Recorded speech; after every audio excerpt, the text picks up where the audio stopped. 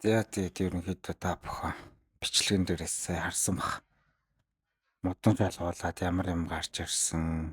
Тэгээд тэр хогшоровын цэвэрлээд ерөнхийдөө түрүүчийн бичлэгэн дээр шал цутгахын өмнөх бэлтгэл ажил хамгаалах, зэг ус тусгаарлах хийж байгаа үеийг харуулсан. Тэгээд нэгдүгээр үеийн цутгалтын ерөнхий одоо хийцэн байгаа байдал. Тэгээд хар шалбааны ерөнхий төвшин гарсан. Шайтайхан гарсан. Тэгээд яг энэ хар шаллаа цутгах явах үеийн бичлэгийг хийж амжсангүй ахтай хоёулахна цутгасан учраас тех боломж нь ч байсангүй юм л. Тэгээд ерөнхий хар шал маань нэг баг зэргийн жоохон алдаа байсан. Тэгээд гадаргуун жоохон арцгараад байсан. Тэгээд тэрийг шингэн бандраар гаргах гээд одоо ерөнхийдөө 2 дугаар үеийн хамгийн сүүлийн тэгшлэгээ орж ирнэ. Түүнтэй бэлдээд ерөнхийдөө хар шалаа маш сайн цэвэрлж байгаа.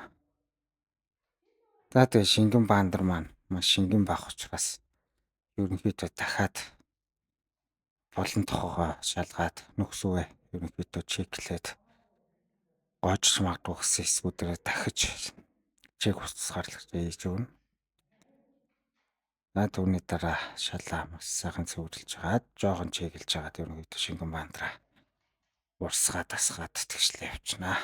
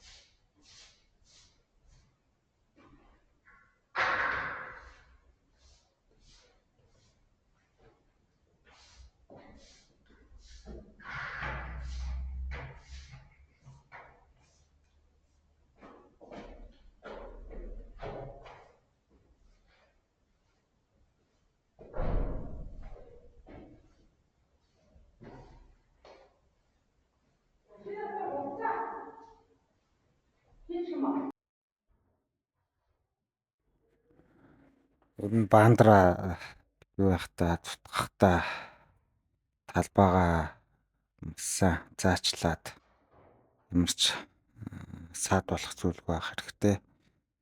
Аль өгөрөөсөө том өрөөнөөс ихэл цутгаалж ижигөөрөө коридор галтайгоо гэл ерөнхийдөө хамгийн сүлд нь унтаа бандраас хаалгаа хаагаал гарна.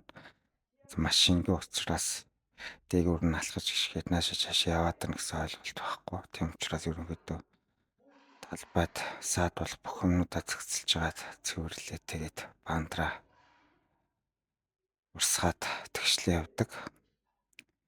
Тэгэхээр та бүхэн бандрын тэгшлэгийг хийхдээ ерөнхийдөө тэрийг маш сайн тооцох хэрэгтэй. Хамгийн сүүлд алигаа хийгээд яаж гарах уу? Аль талаасаа ихэл цутгаж гэлвэл болох уу гэд ерөнхийдөө тэрийг сайн төлөвлөх хэрэгтэй.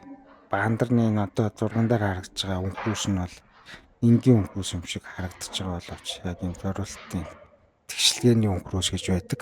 Тийм хатуу харцгаар бандрыг ер нь жоохон жиг тараахад зориулагдсан. Тийм зориултын өнхөөс байдаг. Тэгээд талбайныхаа алдаа мадагнаас хамаарат ер нь өөрөөсөө шингэн өтгөнүүд харуулаад зүгээр явчихдаг байна.